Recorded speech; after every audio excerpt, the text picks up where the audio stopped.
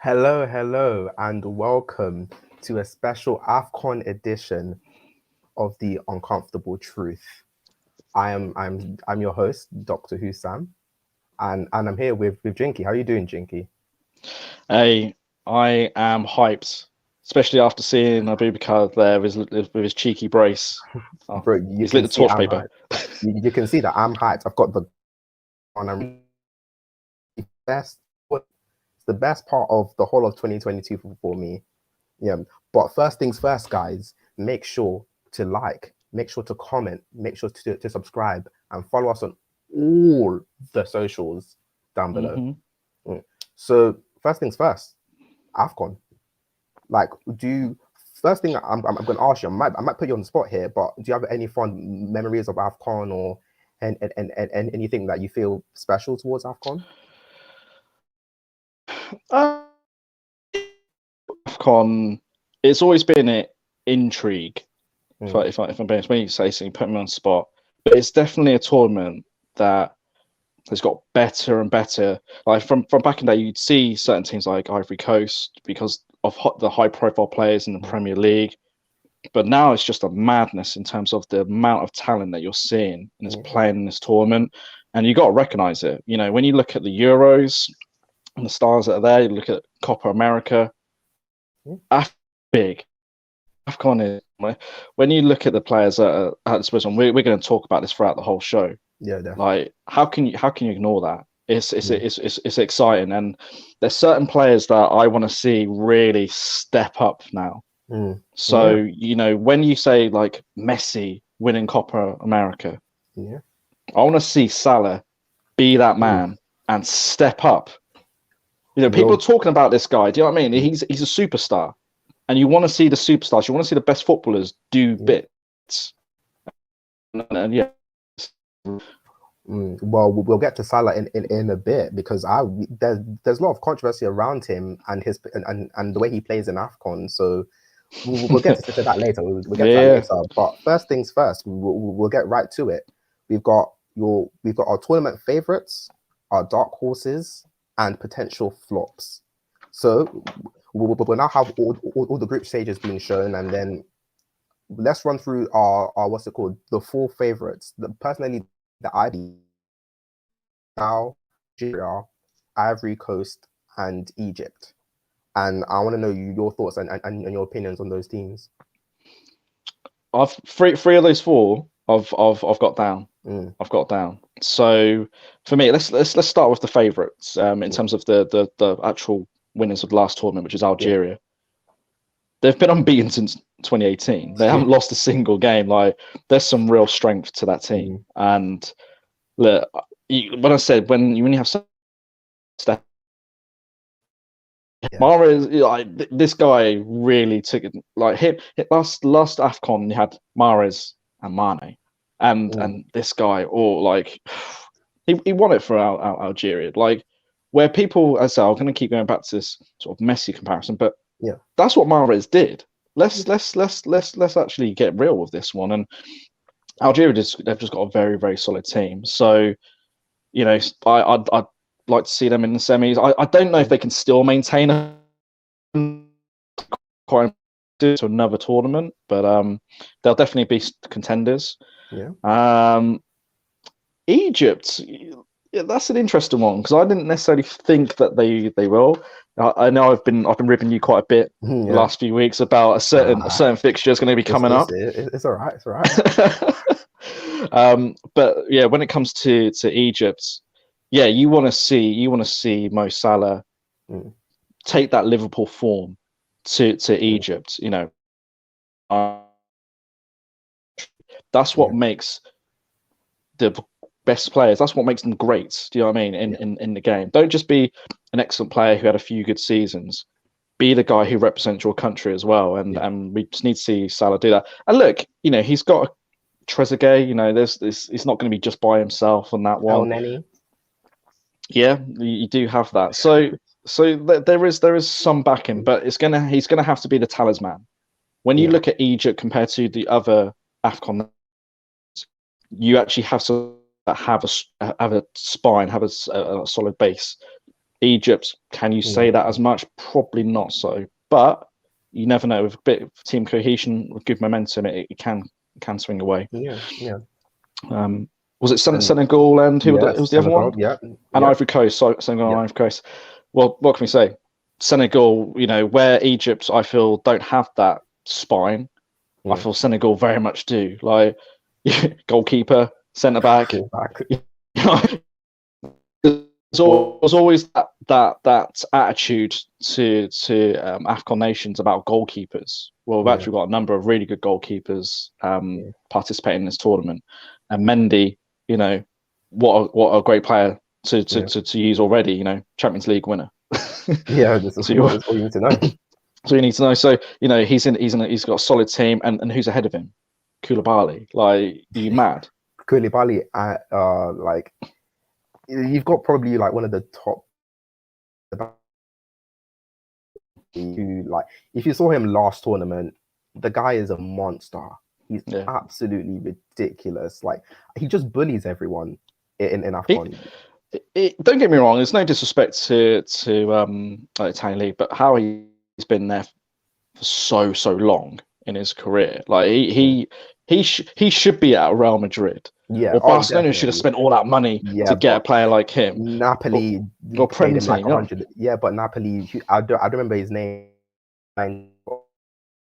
Made him like 50. I know it's no, they're not. But it's always intriguing because he is a solid centre back. When you say a proper defender, this guy's a proper defender. No nonsense. That's what you want to see in a centre back. And we, as I said, we haven't stopped there. You got Idrissa Gueye.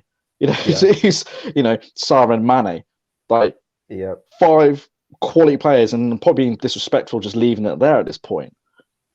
So that's a solid spine.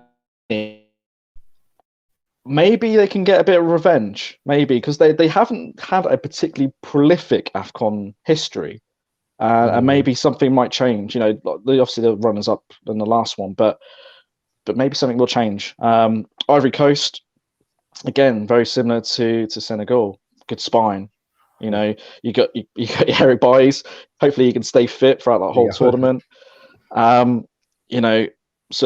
Aurier, Kessie, and then you got even wider Bastien Haller, who's having an unbelievable season. Like, this guy, Champions League, you got to recognise. People don't look at West Ham Haller, who played him in a very weird way compared to his Frankfurt days and now Ajax. Like, this is a guy who's back on form, and wow, I get. It wouldn't surprise me if he's top scorer in this tournament. No, he's going to be up there. He's going to be up there for sure. Maybe. Yeah, like I agree. Team in terms of just like pure names and star power. His last tournament, you kind of feel they got robbed. Because they played extremely well. They pretty much dominated almost every game they had until that final. Absolutely, yeah. Sadio Mane, it's so weird for Sadio Mane because he's been really like inconsistent, but every time he plays for Senegal, he's just a different player. But that's what makes good players for me. Maybe it's unfair, but when I see a player at club level, there's a part of me that always wants to see them just rise a little bit more internationally. I always want to see that.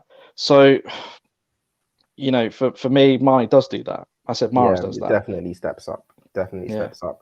But and then like on the opposite end for Egypt, like Egypt has had a somewhat decent team, but my issue is that the people that they need to show up don't.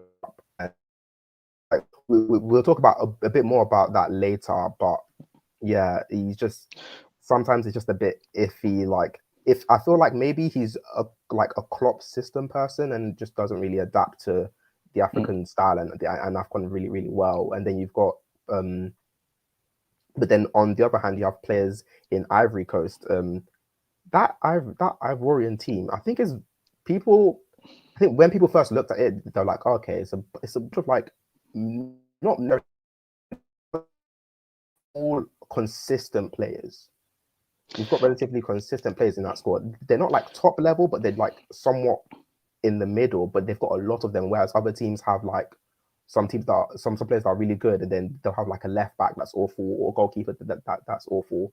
But for them, I think they're kind of like consistent in their whole team front to back, and I think that's something that can really carry them. I think last tournament they had a lot of injuries, so their performances weren't too good, and they weren't really able to make a line, and yeah, good for them. It's weird because when you look at AFCON, and this is the sort of thing that I always find interesting, and we want to make it sort of specific to AFCON. The North African teams seem to really dominate. Yeah, and it's odd, and I say it's odd because when you think about World Cups, you think more of the West African teams. Yeah, you think of your Nigerians, like Nigeria and World Cups go hand in hand. Yeah, but then when it comes to AFCON, it's like I don't know.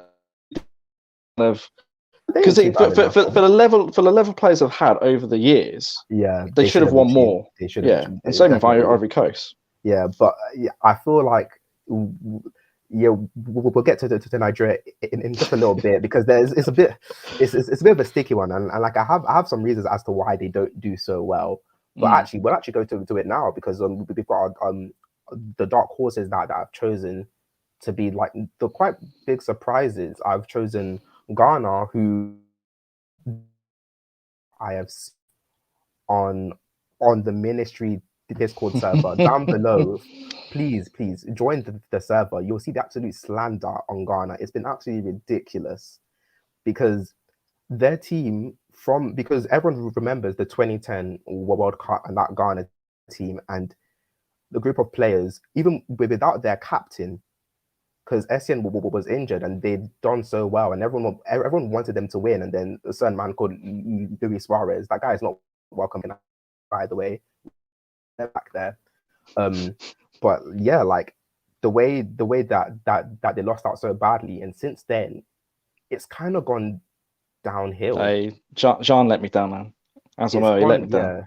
It's gone down like from that penalty miss. It's kind of gone a bit downhill for them, and like we're not really gonna. And right now, the team is not looking too great. Like Jean is still in the team. That tells you all you need to know. Like he's a very player now, and possibly going to be starting, which is not what you really want to hear. Like their best player is Thomas Partey, who for the past 2 seasons has been up and down. Another one of their best players is Jeffrey Schlupp. If you know anything about me, I hate Jeffrey Schlupp. I think he's the worst player to ever win a Premier League, hands down. And he's somehow managed to win one. Over drinking water. Yes, generally. Which is ironic. It's that same team as well. But yeah, Ghana, yeah, but because people are really don't have any respect for them anymore, I think they still have the potential to surprise them because it's just something about Ghana that they have this kind of like aura about them. Because like people say this about like Real Madrid in Champions League. It's just one of those teams that like feel like they have to win AFCON. Yeah. They like are really entitled to AFCON because they're one of the most successful teams in AFCON. So they feel really entitled and really feel like they need to win it. And then the next team is Cameroon, who just played today. Yeah. Vincent Abubakar, 2 penalties, still them the win. After Onana had his, I don't know what Onana was doing there, but we're gonna ignore that part. Cameroon have some like decent players. Like looking at them, and they've got some. They've got what's called Onana in goal. Obviously, they've got Ongisa, who's actually had a great season in Napoli. Yeah, and no one's really been looking at that. You've got the fact that you've also got Choupo-Moting, who doesn't even start. Well, that's a really good point because I think when it comes to tournament football, you need a backup, you need a plan B, and Moting is he's a good backup. It's weird saying this because when it comes to it, this guy's got an amazing agent, and he's been at PSG and Bayern Munich, and he win Champions League. Did he win the Champions League? Or was he at PSG at that point? He was in the PSG team. Yeah. So, but that's what I mean, like craziness. But he doesn't stick out. Like he actually does all right. Yeah, did all right for both. It was his goal that got them there, wasn't it? I believe so, yeah. I think it was his, like, so he does his job. He is a super sub. He's very, very clutch in what he does. Yeah, and people are really looking at that team. The team got a good selection of players, and like they could really do something like serious. But it is a good point. That is a very good point. That everybody's talking, and it might be because their backgrounds and a bit of bias with it.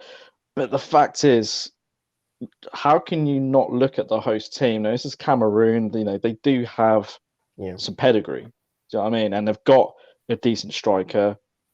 Like when it comes to, because I think they'll qualify that group. I think they'll come out as group winners, if any. Like easy for other teams just to be in their own backyard. No.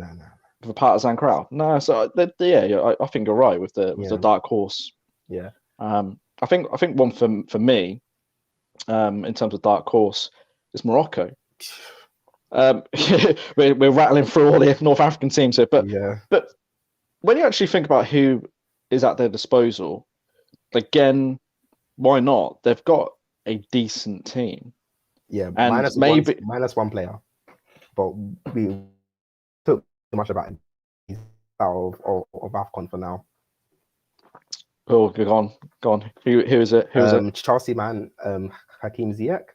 I think there was reports of him faking injuries to not play for his country, which is disgraceful. The second coming of Chelsea is they thought he was going to be the guy. He ain't really it for them. I think he's not been allowed to play for almost a year now. So, yeah, well, second coming, but he never came, did he? So, at the likes of Saiss, Hakimi, Buffal, they've got some good players, and they may not be as well known in terms of Premier League or European, but there's some people who are doing well in like Qatari leagues, Egyptian leagues, and etc. So I think people need to pay more attention to Morocco, because I get the feeling that people dismiss Algeria so fixed in their head and thinking that it's just them and them alone. But as I said, was it 33 games, possibly even more than that?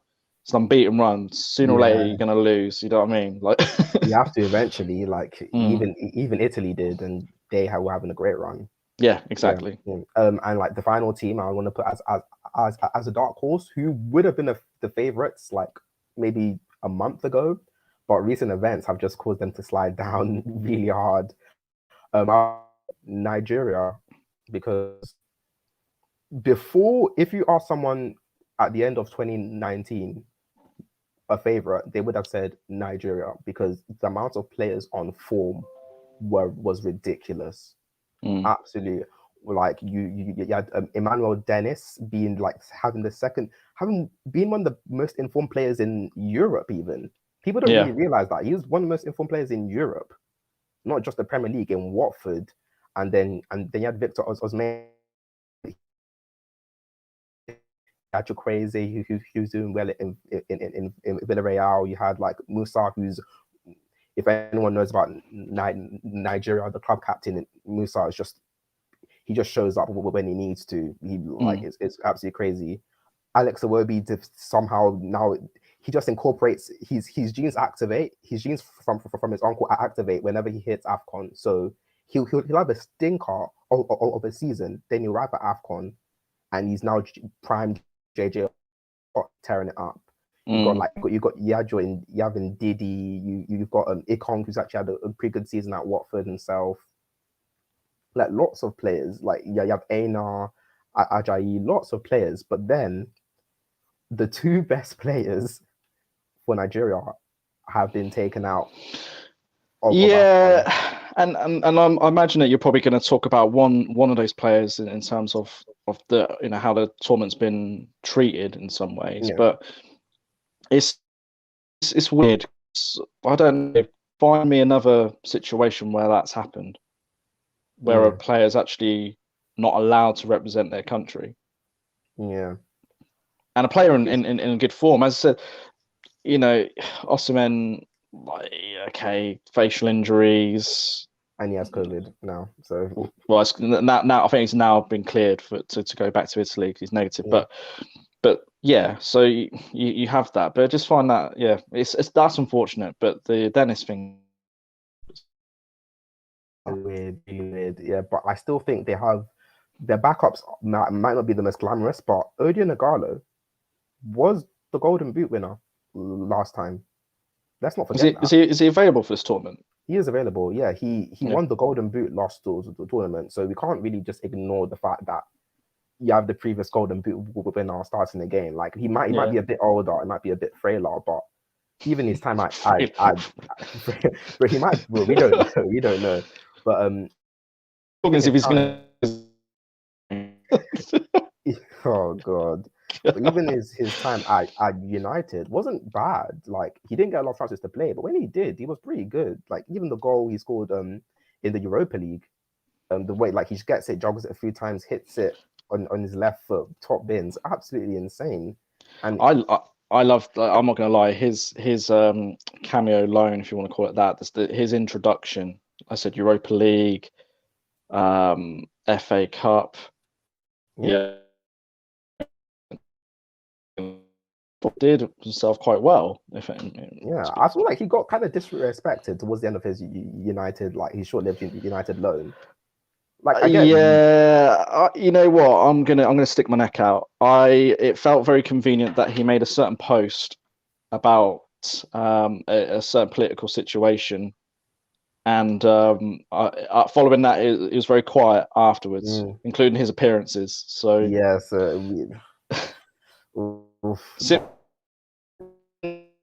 We'll move on. We'll move on. Yeah, we ain't gonna speak too much about that.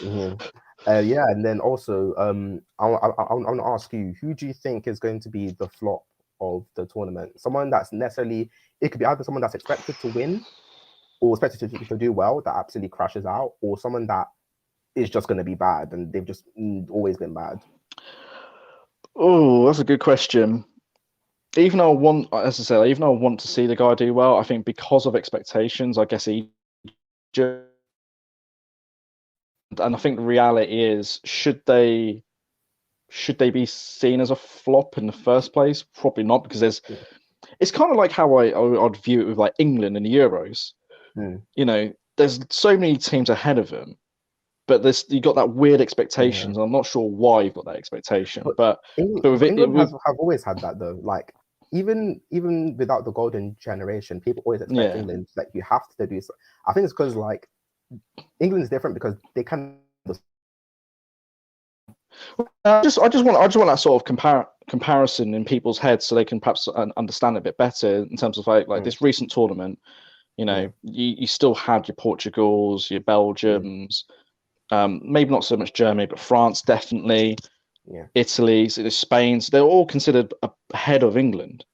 But then if England crash and burn, they lost in the final, they're still considered flops. So I mean, and I think with Egypt, I think people have in their head go Salah, so therefore they must get semi-finals minimum. No, it don't work that. Egypt. Yeah, but with Egypt, it's also because like Egypt to me is more like a Real Madrid as well. Like they've won it so many times.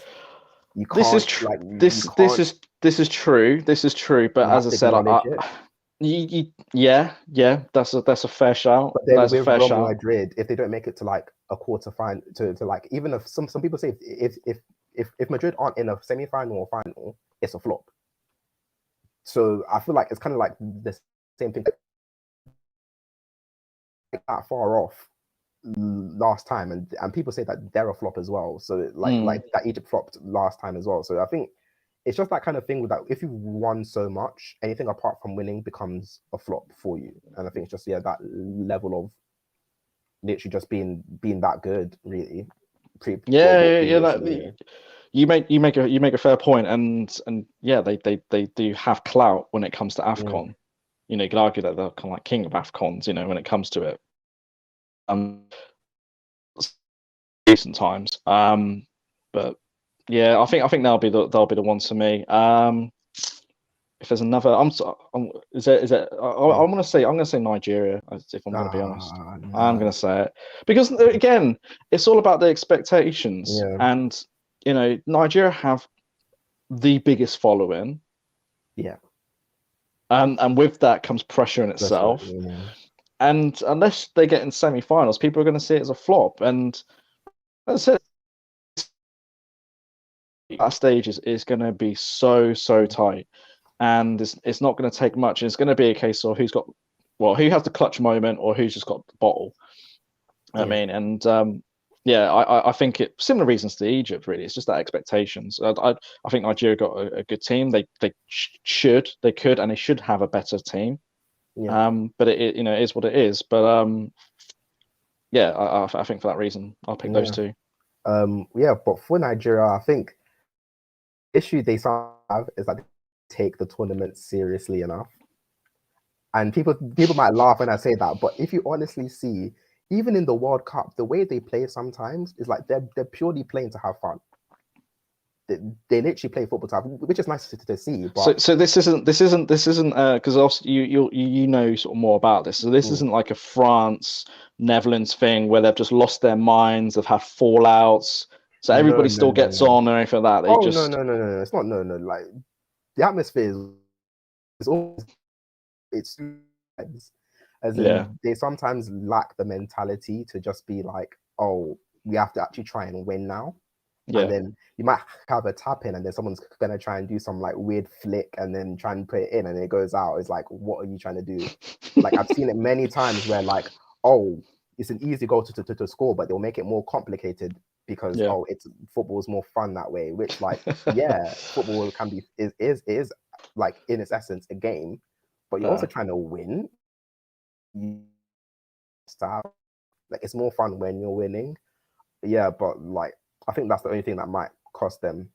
But my flop, I think not a lot of people talk about this team in general, but I'm not gonna lie, people have put a certain expectation on a certain man to do a certain thing with a country that isn't really gonna do that whatsoever. Where it's Gabon, like people have this, especially some Arsenal fans have this weird idea is gonna do this tournament. When has a ever done something? The fact that you even said that because of him getting COVID, I just instantly wrote him off. but like I've heard the weirdest theories, that even people saying that they're gonna now like he's gonna now somehow become this, he's gonna bring the vibes as captain from the bench. He's gonna like bring in something. Vibes to Arnold. He hasn't been good for like the past 2 seasons. I don't know what you expect. Martinelli's bringing bigger vibes than this guy. Like, what are they talking about? They lost their minds. He's not going to be able to do anything. And if anyone in the comments can honestly name me 5 Gabon players other than Aubameyang, I will personally get you a Gabon shirt. I would give them a Gabon shirt. Yeah. And also, guys, if you want to have your say and challenge our supporters, I think Aubameyang is going to come back from COVID and absolutely rip up this tournament. Please call in. The mods put the link in the chat. We'll let you guys call in and have your say. But sorry. I was going to say before we've got this this certain guy coming on. I'll let you introduce. Yeah. There's a couple of dark horses I wanna talk about. First things first, we're gonna have Z. What are you saying, Z? What are you saying? Oh boy! I see. Yeah, what a game today! I'm just here cooking up a light snack, to be honest. And what a game today! Like the first game, 40 seconds in. You see the leg breaking challenges. That's what AFCON's about. It's like WWE over there, you know. Like we don't play around. We don't play around over there, you know. But I'm here to challenge you about Aubameyang. I think Aubameyang's gonna have a banging tournament. To be fair, listen, we played them. Congo played them, and Aubameyang kind of put us in a spliff. I'm not gonna lie to you. Just out of interest. Oh yeah. Huh? Where are Congo? We're loading. You know, we're loading. We're loading. Don't watch them things there. We're loading. But on a real 2G loading. On a real, let's be real. Aubameyang is been outcasted by Arteta, right? Mm. He wants to get a move. The best way he can get a move is by putting on a show. Imagine if he delivers Gabon. His stock goes high. He's not dumb. He knows the next contract, the next move is his big move, you know, because he thought this Arsenal contract was gonna be the one. So I won't be surprised if he puts up a performance. What you say? Where's he gonna go? Where's he gonna go though? Going where? Bro, there's some confused clubs out there, you know. There's some confused clubs. Maybe Barca. There's some confused clubs. Barca are trying to sign Morata. PSG are always confused. I don't know, bro. I could see a little. I see Sam. I know you're a bit mixed race with this thing, car. What you got? Ghana or Nigeria? What you got? That's a sticky one. Yeah, it's a sticky situation, isn't it? Sticky one. If you ever win, Sam, why are you sweating? Nah, you can't be on the fence. You can't be on the fence now. No. Okay, which jollof rice do you prefer? Ghanaian jollof rice or Nigerian jollof rice? No comment. I'm not disrespecting No. Answer the question. I'm not disrespecting me personally, I'm not gonna lie to you. I prefer the Ghanaian one because the Nigerian one, I'm not really feeling the little bullet rice, bro. I prefer that Ghanaian one. Nice, simple, basmati. Keep it nice and simple. They're both good, you know. As long as it's cooked correctly, it tastes good to me. As long as it's cooked correct. Stick it in the comments. What's your favorite rice? Yeah. You tell me. Which one do you need more water with? Which one do you need an extra bottle of super malt with? I think I don't know about that one.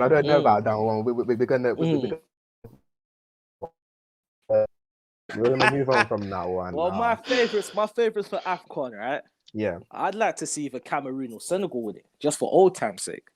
You know what I mean? Like Nigeria really get the hype because they get the best kits and everything. I'm not happy with that. I want to see old school like Cameroon and Senegal rise up again. You get what I mean?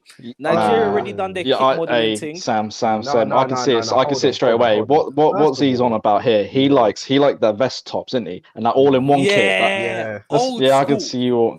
Yeah, I can see. Stop buying the Nigerian kits. You guys aren't from Nigeria. Like you guys sold it out in what like is that? 2 days. What are you talking about? All man sold it out. I was like, I couldn't buy one. It was such a struggle. Like I tried to buy one for the World Cup, and listen.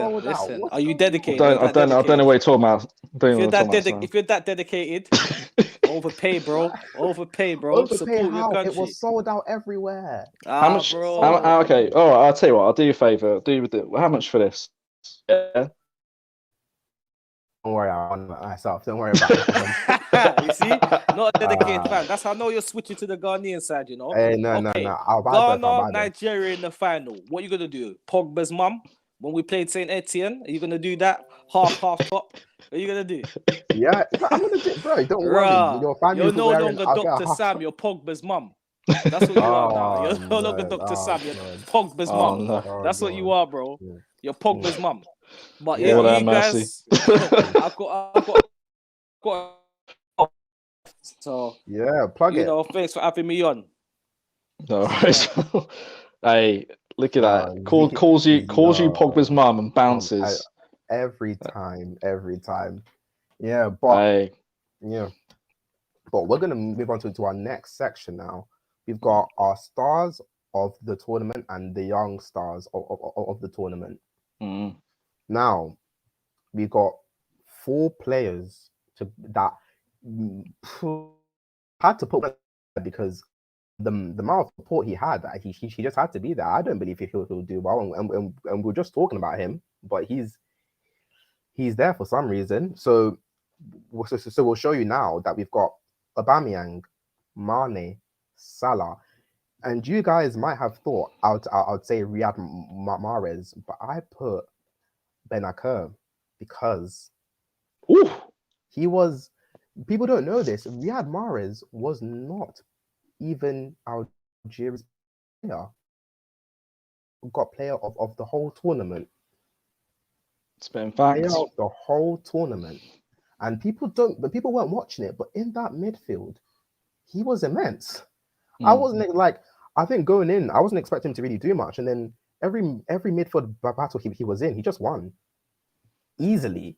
Like, he didn't seem to struggle against anyone the whole tournament. I don't think he's even had a bad game for Algeria in about since they started unbeaten run.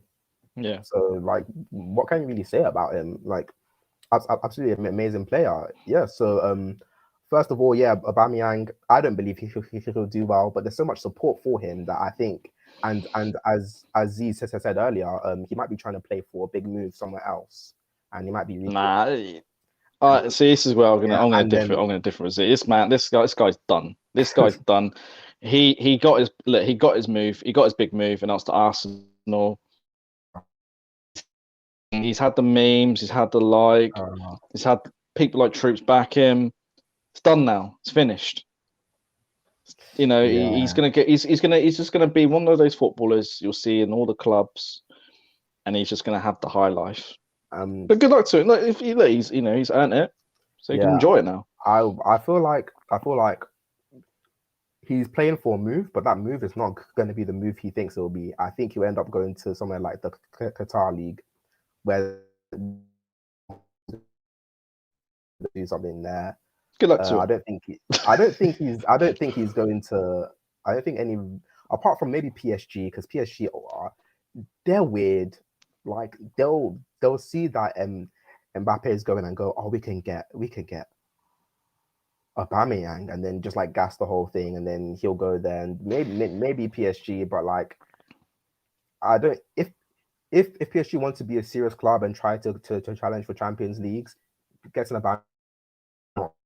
Even the Saint Etienne connections and everything like that.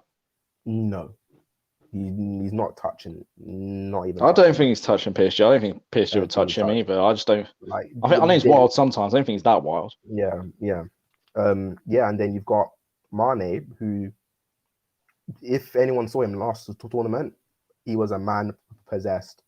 I don't like. He was basically willing to die for his country, which is something that, especially in club football, you don't see much. When effort and the amount of work he puts in is probably one of the highest I've seen in recent times. It's probably probably comparable to Sterling for England in the Euros, just absolutely wanting to work hard for the team, defensively, offensively, passing, trying to make things happen, trying to be that man that his team can rely on. And yeah, he was actually immense. I think this tournament, even though his form for Liverpool has been, and actually put some respect on him in AFCON, because I think he's going to show up somewhere. Yeah, 100%. Yeah, and then you've got your Salah. Personally, I have zero faith in him to actually play well, because he hasn't. I've never seen him perform in AFCON the past. How many times he's been on it? He's not been he's absolutely been shocking. He gets like his 1 or 2 goals, and then he goes missing of the whole. Like, people, like the way people say, oh, Harry Kane will go missing or Bruno goes missing in these big games. Salah does that for Egypt. Yeah, and it's a bit bad. And then I've already talked about Penaka earlier. There's also Riyad Mahrez, but I like Penaka a bit more. It's just personal preference, maybe because someone's from Man City, but we ain't going to get into that too much. Yeah, but what are your thoughts on the stars of the tournament? You know what? I know, even though I said earlier about I actually think Iheanacho is going to have a great tournament. I don't know what it is, but when the players just got that feel about it, it's a bit of a buzz, and he wants to. I think he wants to make statements. I think he's seen how the coverage has been when it comes to AFCON. I think he wants to show that there's quality. Yeah, and look, he's had a perhaps not this season, but certainly last seasons that he's decent, very, very decent, and big part of the FA Cup one. Massively was. And I think he wants to carry that through to Nigeria. And look, he probably would have still started, even if, the way that Dennis and Austin are playing. But would he have been the main focus? Possibly not. Now he is. And I think he's going to thrive off it. This guy is all about clutch moments. Yeah. And I think he's going to Bamiyang and Salah perhaps going to be. I think this guy's going to elevate into that level. I agree with you. I can't look past your Manes. I am going to put Mahrez in on that one. I just think the clout that Algeria have. But then Ben Rama, we haven't even talked about him. Oh, he's on fire recently as well. And well, yeah. So actually, Mahrez, you know what? I might rescind that and put Ben Rama in, because there's always that player. There's always just that player's tricky, and Ben Rama's tricky, isn't he? Yeah. And when he gets going, but our boy cooks. Do you know what I mean? He cooks good, and that's what you want to see. You want to see that entertainment. So I can see him getting that limelight.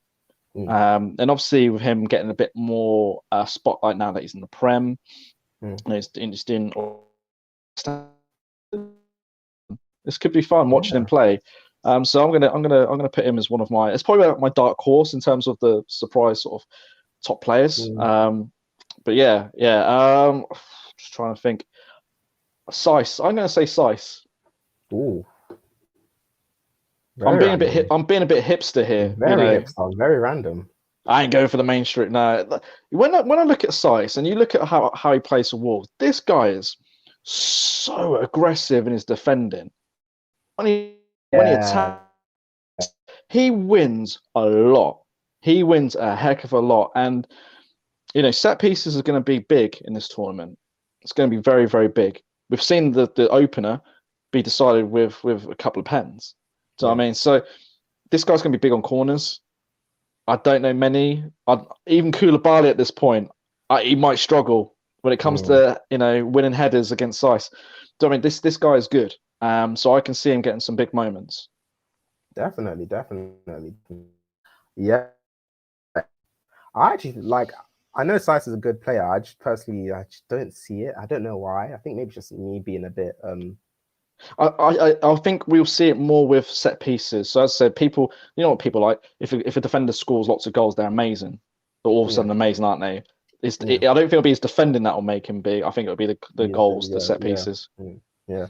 So now we have another caller. Going by the name of Arjun. How are you doing, Arjun? I'm good. Yeah, we can hear you. So what are your thoughts on anything so far? I saw the opening game against Cameroon, and man, that's the kind of football that I miss on an international level. That rough type of games. You don't like these referees giving soft balls. You see people sliding down and stuff like that, and that's it's a good tournament, and I'm looking forward to it. For me, here's who's going to score the most. I think I'm going to go with Wilfred Zaha. I guess you guys forgot Zaha is also playing. Yeah. And, we have got even Choupo-Moting, I think he's going to play.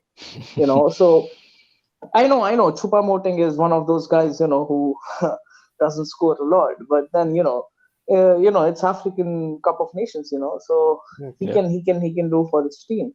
And even I think Ziyech is also playing for his team Morocco, right? Isn't it? I'm pretty sure he's been ousted from the squad. Yeah. He wouldn't have played the Carabao Cup. No, it was the Carabao Cup semis. He wouldn't have played that. He shouldn't have played it. Okay. So my player of the tournament will be Sebastian Haller. Man, that guy has been on a bang-on form. Yeah. So I can't believe we literally were just gassing him up and 20 minutes ago. Now we're talking about players of the tournament. We didn't even mention it. But that's the beauty of it. There's so many players right now that we could all pick out. Sorry, continue. Yeah, I mean, and this is a different type of football. You see all these South American style, and African football is different. When you see the, I don't know, some people don't want to watch it and stuff like that, but when you see it, you see those intricacies in it, which you don't find it in normal football. And these are all tall guys, and fighting for the corners is. I love that point, It's Arjun. amazing. Really love that point. Sorry, Sam. And I'm sure you'll talk more about this. The shooting, you not notice like there is this certain way. It's like they don't shoot like this when they play in the clubs in Europe, but in AFCON, all of a sudden they have that really sort of low drive, but it's like that sort of like it's sort of skip. Do you know what I mean? It's like pure lace shot, but they're like in the air, but you still have a low, but so much power behind it. You think that's such a unique shot. If you see the keeper's not catching them, it's not because not because they're bad. You can't catch that, or because your hands will literally burn. Like it's gonna rip through your hands. You have to punch it away because these shots. If you've ever had someone shoot like that, it's absolutely ridiculous. The amount of power. It might not have accuracy, but the amount of power. It's like a bullet, and it hurts. If you get hit, it hurts. And I feel the type of defending, and especially when these, the way they defend is very, very unorthodox. They just slide into the challenge. They don't give a damn. They're gonna go in. Give tackles. They actually tackle, which is something that you don't see. Yeah, and because you see Premier League, they give soft fouls, and sometimes it doesn't feel good. But when you see these type of games, you feel that's what you earn for, because that's how we play in school, in colleges and stuff. So that's the best. So it makes the game more interesting. It kind of reminds you a bit of like old school Premier League, like a bit more aggressive about it, a bit more like oomph to it. Like people used to. It's funny you say that, because you probably say a lot of people who have given AFCON a bit of stick, calling it a dead tournament or this, that, and the other, are probably people who, are in England and watch the Premier League. You're for the challenges, the actual passion, but it's not just like just all out passion for the sake of it. There's some technical ability behind it, some good players. That's what I want to see. So why not enjoy that football? Yeah, it was absolutely. I said the opener was brilliant. It's a brilliant showcase. Brilliant. People are 40 seconds. That challenge for 40 seconds in. I'm pretty sure in the Premier League that's an automatic red, because that tackle was crazy. I think like football, like we can't kind of kill that kind of element of football. People. There's passion, and there's like you can't just be a passion merchant, as people say, and just one into play. But you do need passion in football. Like you can't all be these players that are like all cool and suave and like, oh, I don't really care too much, and like they don't really like the fact that these players also have ability as well, and they're working hard as well. Like it's just a different style that kind of lost recently. You get a lot of players that don't really care too much, and they might have the ability, but they can't really have the actual passion to go with it, or like the actual drive. And then you have the players that are all drive and basically almost no ability, that they're basically, their main thing is running around, and then that's it. They can't do any much more than that. I think it's very, very good that that AFCON still has that kind of element in football, and showcase it. Unlike certain other continents, they've stuck to their ways and not tried to conform to like the typical European style of football. But thank you, Arjun. You've given some great comments. One more question. Who do you think is gonna? Because we'll get onto it in a bit, but I want to ask you first. Who do you think will be the young star of the tournament? So we're talking about 23 and under. Who do you think is going to be a young star? embarrassed because I don't know, like I don't know the names as such because I've not been familiarized with any one of them yet. So because I love Ivory Coast, because from Didier Drogba and now Eric Bailly is in it. So I'm gonna watch out for Ivory Coast. I don't know about the young player of the tournament. I'm sorry, bro. I have Oh no, no it's idea. absolutely fine. But see, this is part of this. We're here to educate for more about people are sleeping on it. There are a lot of young players that are quite good and are going to do quite well in AFCON. There's even some that are considered quite good that didn't even make it to the actual tournament as well. So definitely just keep listening, and you hear some players that you might actually know, but didn't actually know played for African teams. So actually, and I feel that like when we look at players who we want in our clubs, people always go European around, the scouts have come in and see which players, you can take him in, because these are African players, and we had amazing African players and, the Premier League. And, what if you find your Drogba there? What if you find your Mane there or Salah and, all these kind of players? And if club like Manchester United, who do not generally recruit well, should send their scouts to these tournaments, and they should scout it out, because we see the Euros and people from the Euros from the Africa, and they will be at cheap prices, like 10-15 million. You can get good players, and what if you can have your own thing? So great comments there. Great comments there. Well, I'd like to say thank you for coming on the show and giving your comments. It's actually been very insightful, and you've given us a lot to actually think about. It's cheers. Like I'm going to see you sometime soon. Yeah, see ya. Thank you. Much love. See ya.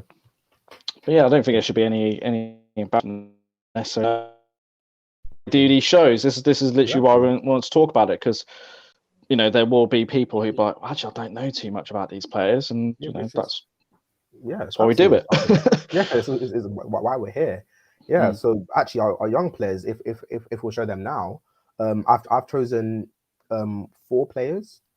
You might see certain biases, but I still think that there's some quality there. I'm pretty sure 3 of those players have extreme bias, but firstly, someone that we haven't actually seen a lot of play senior football, but one that we know about the talent. Everyone has heard about the amount of talent this player has and what he could potentially do.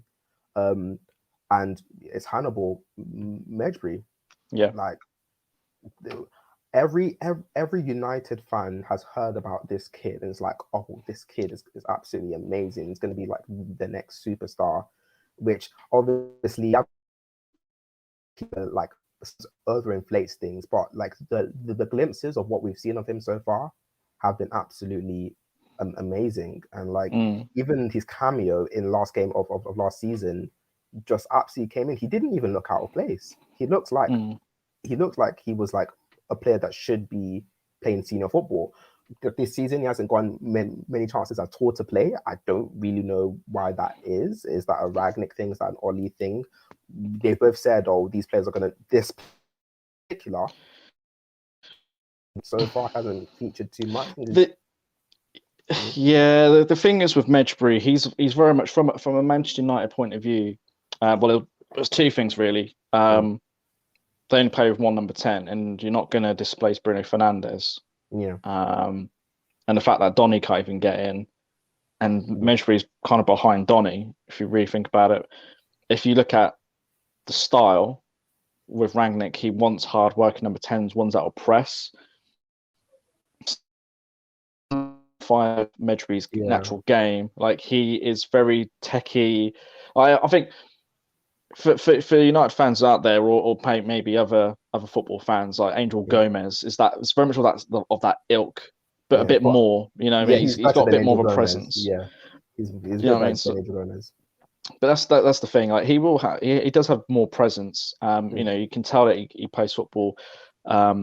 Like a proper footballer, the way that he does that touch and everything. That's what he'll have that freedom in AFCON. Yeah. He'll have that time. Look, there'll be full-blooded challenges, and you might argue if that big challenge goes in, is he out of the game already? Do you know what I mean? Mentally, is he gone? Yeah. But I think he's a cocky guy, Medjbury. Oh, yeah. People don't mention it. Yeah, we saw it. We saw it recently. Last season, I think it was, where he really, like, yes, it is true. You have to also be humble as well. He was better than the under-23s. He is, and I think he knew that. But then he started to become lazy in that. He just he thought, why am I here? Like, this is below me, and he started to treat it as a joke. And I think that's why he wasn't originally called up to actually play, because he wasn't really taking his football seriously at that time. And I think that seeing Diallo come in and basically go into the first team, that's a bit annoying, and I think that's what put him a bit more back to work. But this season, I feel like he's kind of gone back, because he's not really he's one of those players that you have to be able to manage properly, because he knows how good he is, and you have to keep him in check. That you're good, but you also are playing for something that's a lot bigger than you. Yeah, but I think he's going to be an interesting one to actually look out for, especially in because may mention too many players from there, so he's going to be one of the main people in that team, purely based on the United fans knowing who he is, and United fan base is quite big. So I think he's going to have that opportunity to prove, you have all this talk and you have all this confidence. Let's see you back up against real footballers on a big stage. Yeah. The next player I want to go to is Moriba. Yeah. You could agree to Medjbury in the sense of one of those players that people say that didn't really get their chance to play in their senior team. Like, he had some great games. It was really weird. His whole time at Barcelona for me was really strange, because he played well for me personally, and then it all kind of fell apart with the whole new contracts and then transfer. Yeah, I was going to say it seemed to get a bit funny around that, but where he did all right at Barca, to Leipzig, didn't he? In the end, and it's not like he's even dominating in Leipzig, so it's a bit disappointing.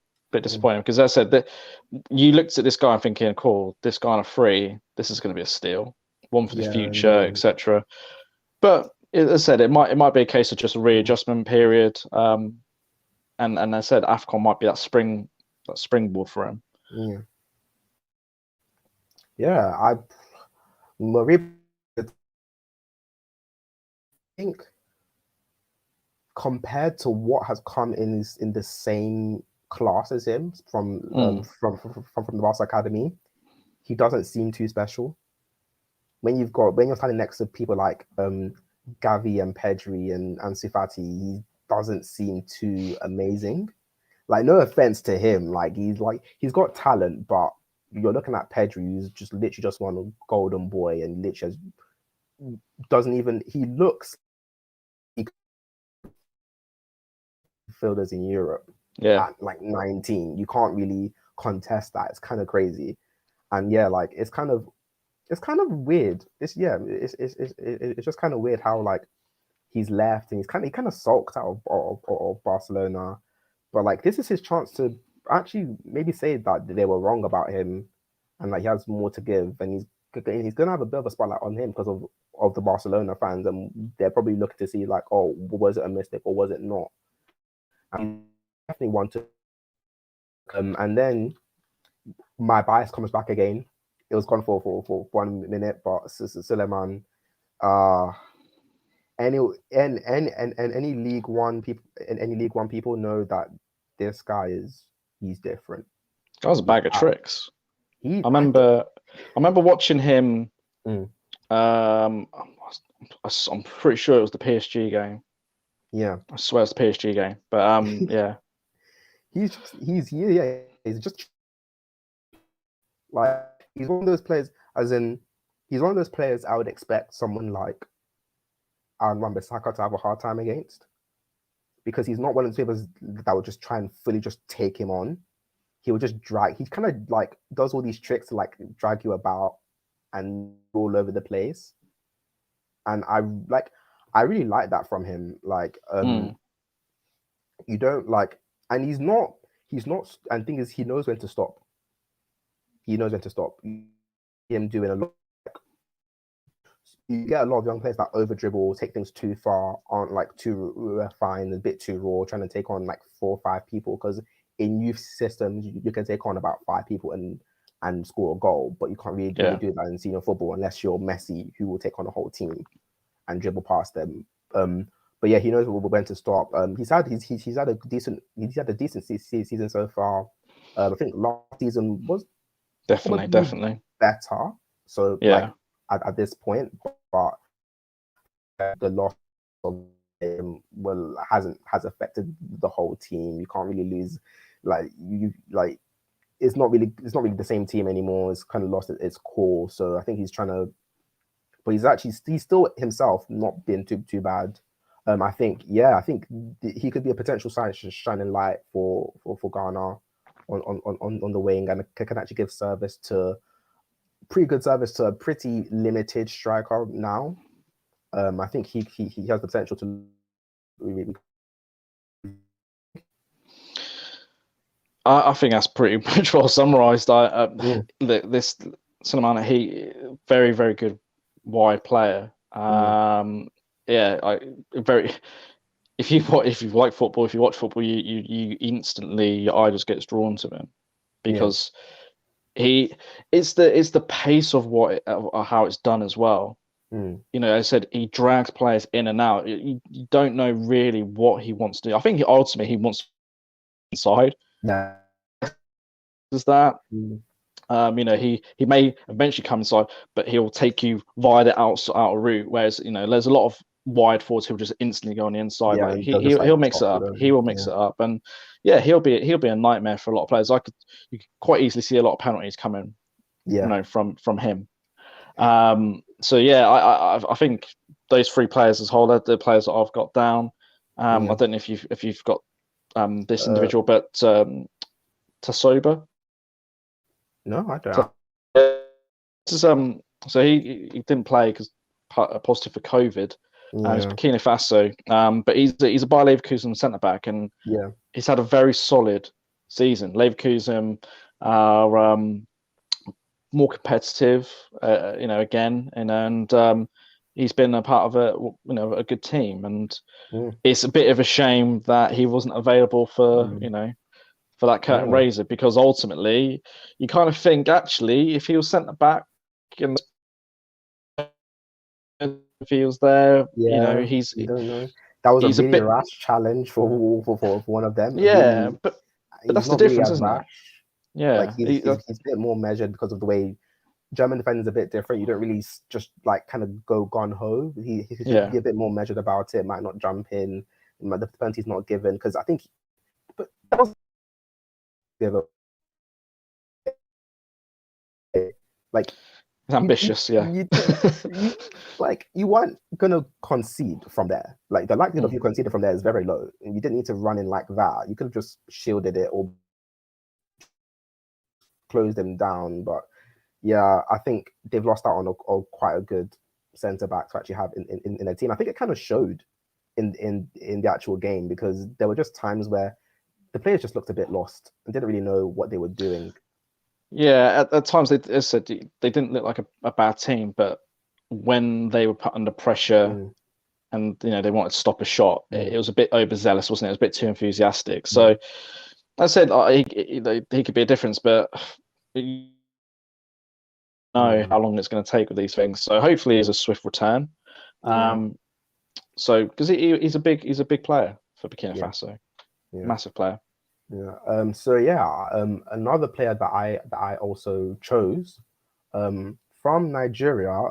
Some United fans might have some nightmares about him. So with especially the Arsenal fans, hate him. They should absolutely hate him Chukwueze. Oh, I knew it. I knew you were gonna say it. We can't leave him out. Yes, we can. Yes, we can. The hype died a long time ago.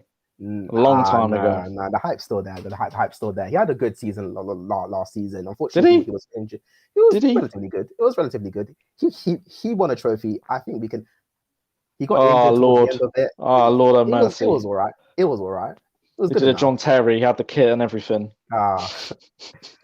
Yeah, I think he was one player that people had higher hopes for. Definitely, they thought he was going to do a lot more. He's doing. I think that's partly due to him going to Villarreal. I don't know why he went there personally, because like Emery's a good manager. Like you can expect someone doesn't play to his strengths, does like it? You're playing against a very defensive and more of a like tactician, which is not really. It just kind of kills his freedom in the way he plays. He likes to play with like a lot of freedom. If anyone knows about the Nigeria style of play and the Nigerian roots, it's all freedom. At some point, you don't know who's playing where. And honestly, there have been times when Victor Moses is supposed to be right back and he's playing cam. Like, there's just a certain fluidity and freedom that comes with playing with Nigeria. I think that he'll have a bit more of that. It's still yet to see whether it was all just hype or whether it was like his actual ability being quite good. I don't know. I think he like he's one of he strikes me as a 1 in 10 kind of guy. Like that one game he's unplayable. And then everybody on social media be like, you'll get the compilation albums out and everything. The YouTube clips, etc. You just see it all, and I just think he's just one of those players. I don't think that helps him, because when you see the consistency and reality of it, I don't. That's why I can put him in that list. The players are okay. Medbury's a youth player at this point still, but the other players have been playing regularly for their clubs and shown an element of consistency with it. I don't see his play. I think he's a good squad addition. But other than that, I feel like we'll be having the same conversation in 3 years' time. Is he going to be like another one of these players? He's the Nigerian Jesse Lingard. I've said it. Yeah. And Lingard, he'll be 28. Like he's a young player. He'll come good eventually.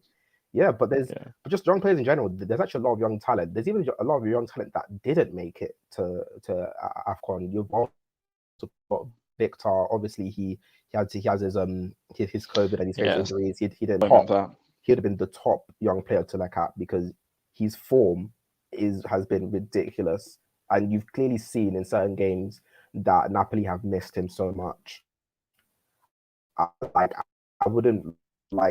I think they're kind of happy he'll come back a bit earlier, but you've got another young, quite new striker. Wait, just on him, because you back this guy a lot, don't you? Oh yeah. So people out there who don't know too much, but you back this guy so much, and you've got a certain bet with a eye test when it comes to Isak, haven't you? How's that going for you so far? Yeah, it's going well.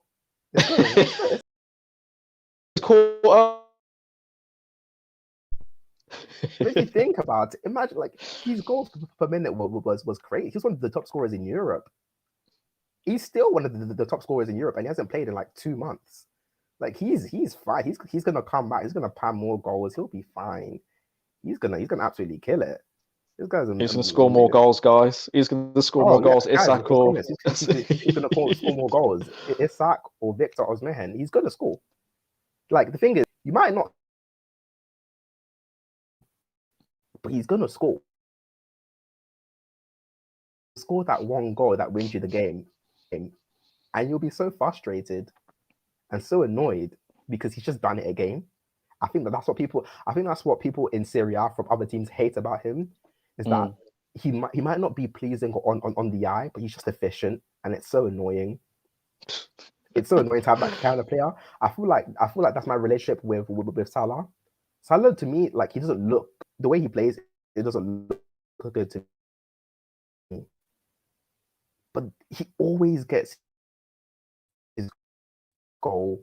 He always gets his assist. Somehow, pure luck or pure tenacity, or he just keeps trying, but he just gets the goal, and you're so annoyed because you're like, what do you have to do to stop him? Because he's not even playing well at this point. Yeah, and like there's lots of, and there's other young players that didn't make it. You've got Hamad Diallo. People have kind of like called off on him, but he's actually, for Ivory Coast, he was actually playing really well. Apparently, he said Juan Mata taught him. I don't know how true that is, but he actually had a good run for Ivory Coast. He was very, very good. You have Felix Afena-Jean, who's recently come into Roma and looks very good. I'm sorry, Tammy Abraham is thinking he's got a bit of competition there, a little bit of competition, and like another one of those, like, he's a bit more of a pure striker. I don't like, we haven't seen too much of him. I don't follow the Roma Academy because like it's quite hard to find clips of them. But from what I've seen in actual games of him, he plays quite well. I think they played him at our wing today, which is not the greatest choice. I think if anything, you should probably play a front two with him and Abraham. But yeah, it's he could have done something, but could have been Tammy. That could have been Tammy if he had a sensible hat on. Could have been Tammy. Oh yeah, yeah. And there's one thing that we have to also acknowledge in AFCON in general, because AFCON normally comes around this time, and there's always been an issue where it comes with it coming in the middle of a season, and it can ruin certain teams' seasons. Some teams we need to highlight are Liverpool, Arsenal, and then Leicester City. Liverpool, you've lost two of your front three. You've lost one of the most, probably top two players in Europe right now. Like, they are a team that was hoping to make a title challenge or even try and win it. They fell off a bit earlier than we thought they would, but even them falling off earlier has now put more pressure on them to recover, because now with AFCON they're not going to be able to get as many opportunities to play, and you're going to need to actually account more for the loss that they've already made. In they've lost quite a few points, and they're now slipping down. And especially that recent game against Leicester was a bit damning, because that's supposed to be one of your best squads, and you're losing two important players from that lineup. Which is it's going to be quite a sticky month for them actually, because you could even have them potentially get knocked out of the Champions League as well, because they're going up against the team in Inter that are quite good. And it's not even just that. People have said earlier the tackles in AFCON are crazy. Takes one bad tackle and Salah's out. Yeah. One bad tackle and Mane is out. Another bad tackle and even Keita's out. Granted, I don't rate Keita, but does something for that team some way. And having when these players injured is not going to be very good for the team at all. Yeah, but what are your thoughts on Liverpool? Well, I've got an overall thought of this. Yeah, it's going to disrupt Liverpool. That's an obvious to their main players. Salah and Mane. It is what it is. But I never have any sympathy when it comes to the big clubs anyway. Smaller teams, I can perhaps have some element of sympathy, but the big clubs, they have so much money at their disposal. They have the ability. They have the ability to build squads. Now, if you want to have 25 great players, and fine, but they still have the likes of Jota. Yeah. If for me, was he injured at this moment in time? No, he's back. He played. He's available. Yeah. Curtis Jones is available. Do you know what I mean? Harvey Elliott's coming back. Well, yeah, that is from a leg break, so I imagine there'll be a few more weeks yet. But Oxlade-Chamberlain, people like that, they've got a squad. So all these tears and everything like that, suck it up in the nicest possible way, because you know the situation. You knew this tournament's going to happen. It happens every few years anyway. Yeah. So why you come like this is not something new anyway. Invest. Either promote your youth player or invest in a squad. And the same goes to Man United. All these fixture congestions and everything like that. As said, it's an argument I can understand from smaller clubs who don't perhaps have the money and have the infrastructure. But for me, no, that's not anybody in the top six or the big six, shall we say, not an excuse whatsoever at all. Couldn't care less. Same with Arsenal, couldn't care less. PSG, couldn't care less.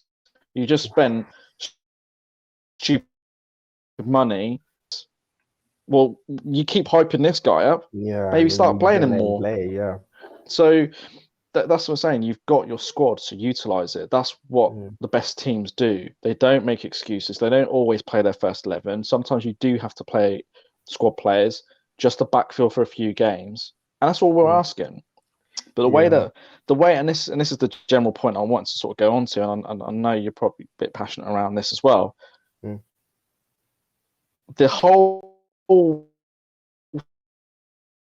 narrative, AFCON's kind of been treated as if it's like some kind of disease that's killed half a season for clubs, and it's not, and it's seen as this huge inconvenience and everything like that. And I just want to look at it, I think it's just ridiculous. Like, you don't get this with the Euros. They didn't have this with Copa America. So treat this tournament with the same vein, in the same vein as it's not an inconvenience. Sorry, Emmanuel Dennis is absolutely disgraceful. Absolutely disgraceful. At least give the player a choice. Which we know where he'd have gone. He'd have gone. Oh, but the fact that they want to get all coy and clever and go, they sent the invitation too late. All right, so you're telling me with the family who own Watford, if that was Italy, would they have done that? No. We wouldn't, but we'll get onto that a bit more later. But but with the teams being affected, teams shouldn't, in my opinion, top teams shouldn't complain. That's why you have a squad. PSG especially should have no complaints. Do you want to know why for me? You had all that money to spend on so many different players. You bought players you didn't need. Let me be real. Does PSG need Messi? No. I don't think they really do. Like, they made it to a Champions League final without him. Like, they have other positions in their squad that they actually need more help with. Their midfield sometimes looks very bare if Verratti is not there. You've got Ander Herrera, who's a decent player, but he also can't, because he actually has popped up with like a few goals as well, but he's not someone that you can always rely on for a whole season to actually the Champions League final. He's just one of those consistent players that can do something for you. He's not someone to rely on. Interesting. He's gone. Yeah. Well, isn't Genie Wijnaldum like needing so many games? Like, we don't even know. I don't know what's going on with Genie Wijnaldum. That whole situation's been very iffy. I don't know why he hasn't played. I thought their midfield three was already sorted with Verratti, Wijnaldum, and Idrissa Gueye, but I guess not. I don't know what's going on. Well, Herrera's been preferred, isn't he? I guess. Yeah, and even Herrera's above him. But they've got so many. The thing is that's my issue with PSG. Their squad is massive, and you have a squad that you can play your second team in that league and still win that league. Yeah, because of the amount of world class players that they've bought is absolutely ridiculous. And their squad is so deep compared to the rest of the league that they can easily just cakewalk that league, especially even now that they can't run now because you're so far ahead like of every other team that you can't really have too much to say. Arsenal, with Partey's recent form, they're screwed.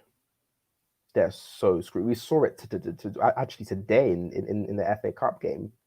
I only caught some of it because I was watching AFCON, so I had to miss out on some of Arsenal. You had James Garner.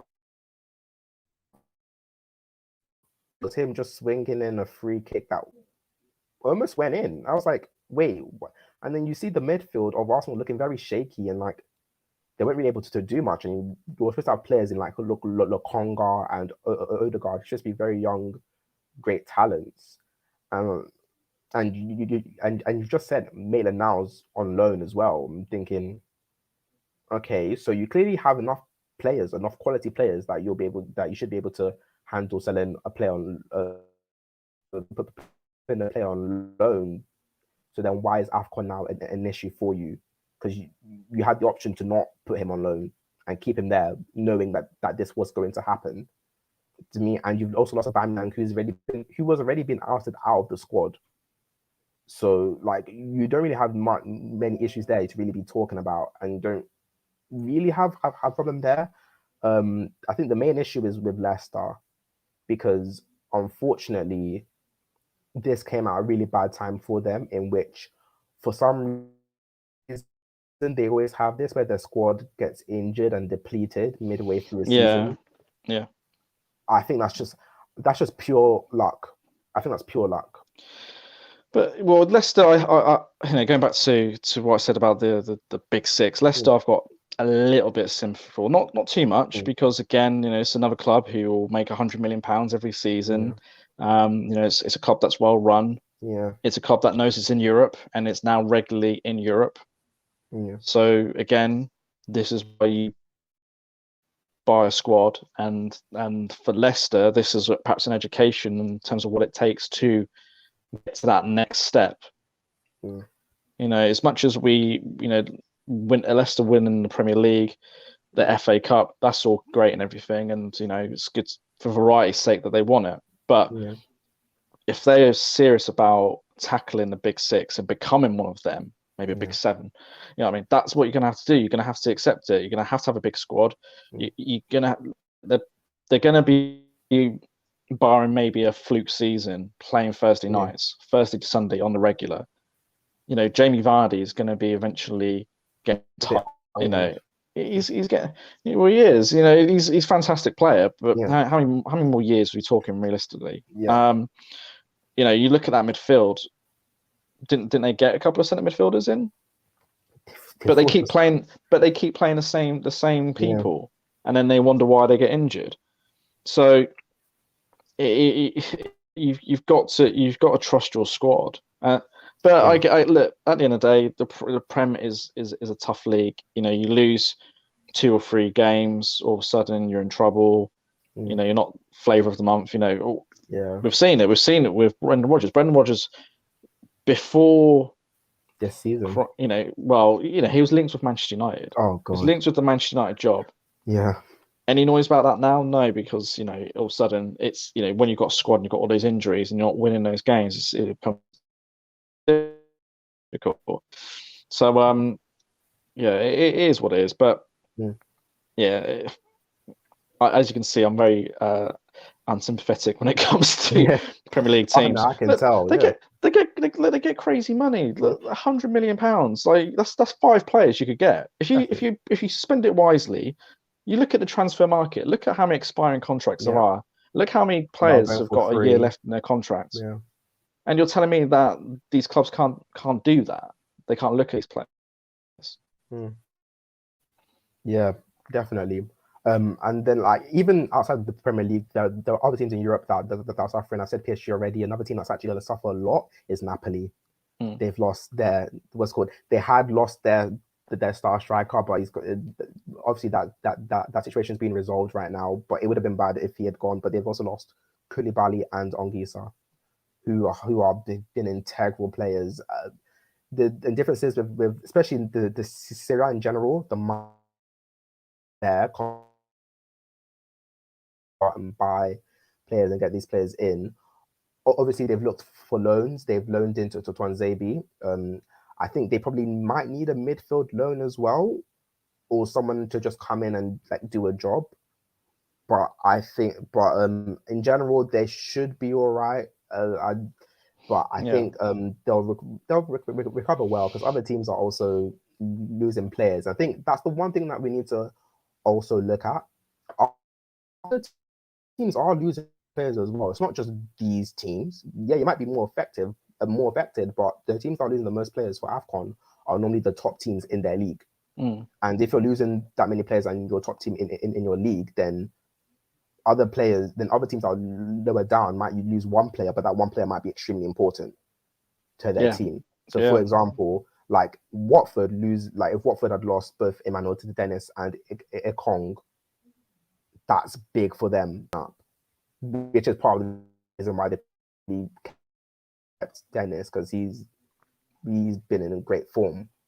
But then if you're like an Arsenal, you're not losing a lot of players, so it's a bit like, do you really have that much of a say? And you've got a bigger squad, so do you really have that much of a say? Now, the last part of the show that you've wanted to talk about, I've wanted to talk about, something that I feel quite deeply about, is the amount of disrespect AFCON gets. First of all, in terms of its perception of the way people think that like they're like barbarians, and like a lot of very insulting things have been said about AFCON that I've absolutely disgusting. That they're just rough, they're just aggressive, they know football, they're like hooligans, like madmen, stuff like that. And that's absolutely not true at all, because if you look at a lot of your best teams have an African player. A lot of your best teams in history have an African player as well. Look at and actually put respect on a lot of players. The fact that certain managers, and yes, people are like, oh, Klopp meant a joke when he said little tournament. It's more of a Freudian slip.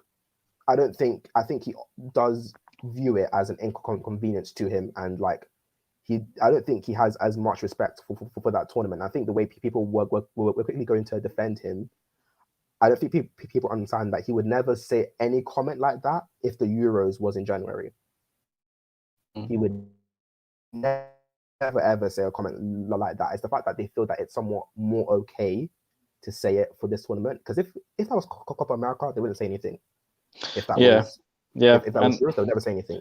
And that's my issue with the whole. Just it's the standards of it. It's the double standards. And I've already sort of spoken quite passionately like a few moments ago about certain parts of it with Watford. I'm seeing the ECA, so this is the European Committee. So the association that's behind the European clubs, they've actually gone to FIFA to complain or raise concerns. There's always raised concerns, isn't there? But let's be real, they're just complaining that the disruption that this tournament, this AFCON tournament, is going to bring because of COVID. And I'm thinking, hang on, didn't we just have a Copa America where there would have been disruption because of COVID? Didn't we not have Euros because of disruption with COVID? Did we not have qualifiers? Oh, the Argentina-Brazil game where you had players that weren't quarantined playing football. Yeah, but that's okay. So why is it that all the European qualifiers are fine to do, and that's not disruption at all? And there's been some games like realistically, tell me the value of the Nations League compared to AFCON. Exactly. I know Nations League is supposed to be competitive and it's replacing friendlies, but we still have friendlies. But nobody then has this narrative saying, "Oh, well, this is nonsense. COVID, it's unnecessary, putting people at risk and this, that, and the other." But no, you've got the ECA talking about AFCON, and that's the bit that I don't like. What are the ECA doing that with European qualifiers? Yeah. No, especially the Nations League. There's no noise about it. I think the Nations League to me is the most insulting because Nations League is a tournament that doesn't need to happen. It's irrelevant, absolutely irrelevant. It does not add anything to any team. It does not take away anything from any team. And the fact that people are okay with their players just going for that tournament, where at certain points the actual COVID was actually rampant at certain times, and they were able to go, and then now it's now an issue. I'm thinking you can't pick and choose, and that's an issue. And that's the issue for me. And yeah, you get some people who are acting as if AFCON is like watching, I don't know, Zaire in 1974. And you got that free kick, and there's confusion about the rules around it. That it's just such garbage. Like, how can you sit here and say that you're a fan of the Premier League, right? And you've got superstars like, as I said, Mane, Mahrez, Salah, Aubameyang. We can keep going in terms of Partey. We can keep going all day long. You've got Chelsea fans always talking about Mendy. Yeah. Yet at the same time they want to say, well, this tournament's dead. How can you rep these guys in the league and then not rep the tournaments that they're actually going to go into? Yeah, it doesn't make any sense. It's so weird how you complain about all these players going, and then you don't respect the tournament itself. But these are the same players that play for your club that you praise, and you don't want them to leave. Yeah. So you can only have one and the other. You can't have both. Like, you can't say the tournament is bad with your players.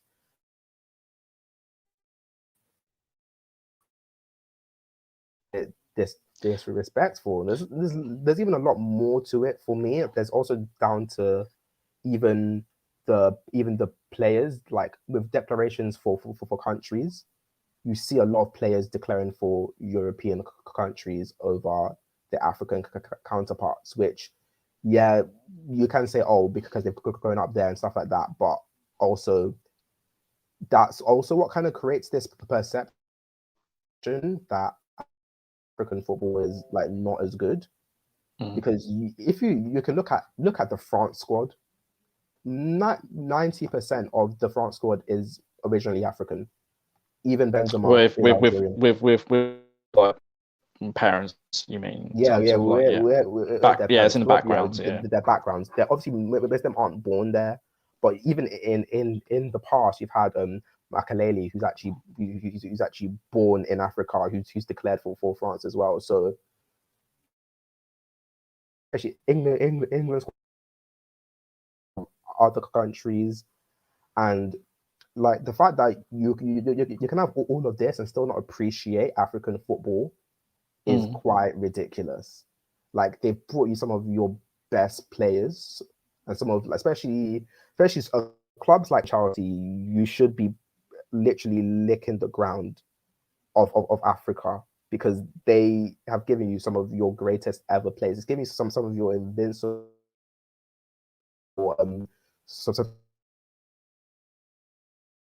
you could start to talk about likes of Toure as well.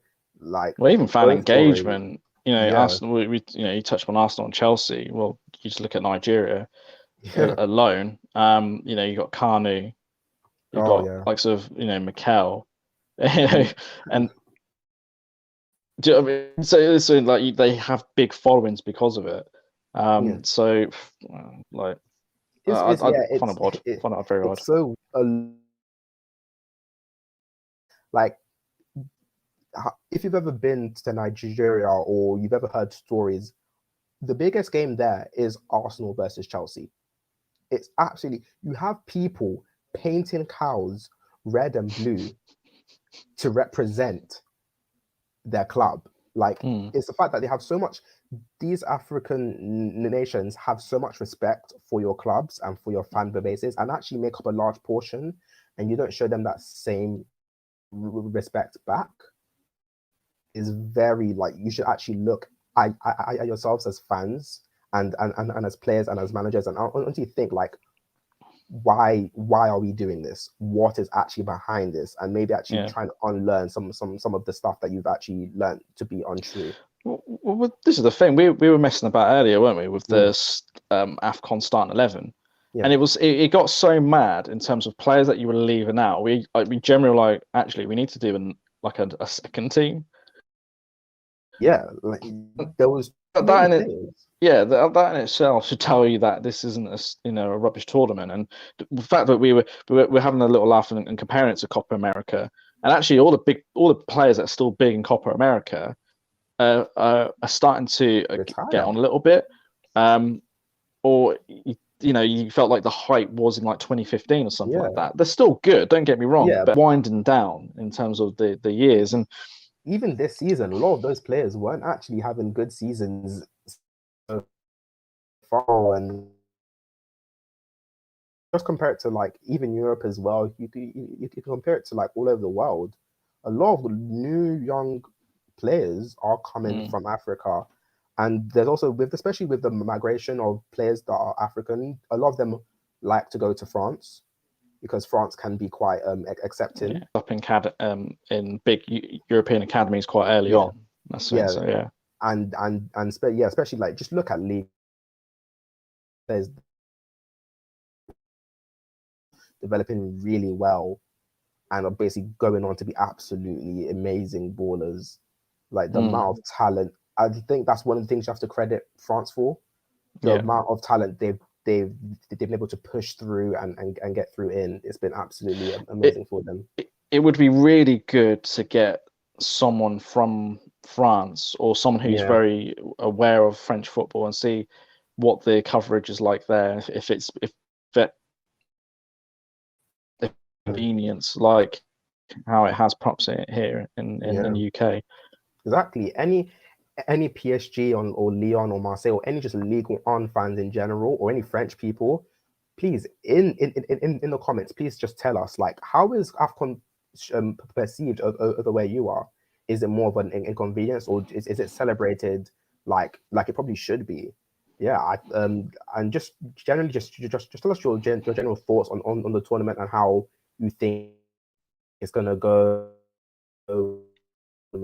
I think it would be really nice to hear, especially not just from France, but from other countries as well. I want to hear from Italians as well, because Italians might have a lot to say because of the way things are going. Germany, a lot of German players, especially with Ghana, Germany and Ghana have a very good connection in a lot of migration. You've had some certain players been there for Bayern Munich, like you've had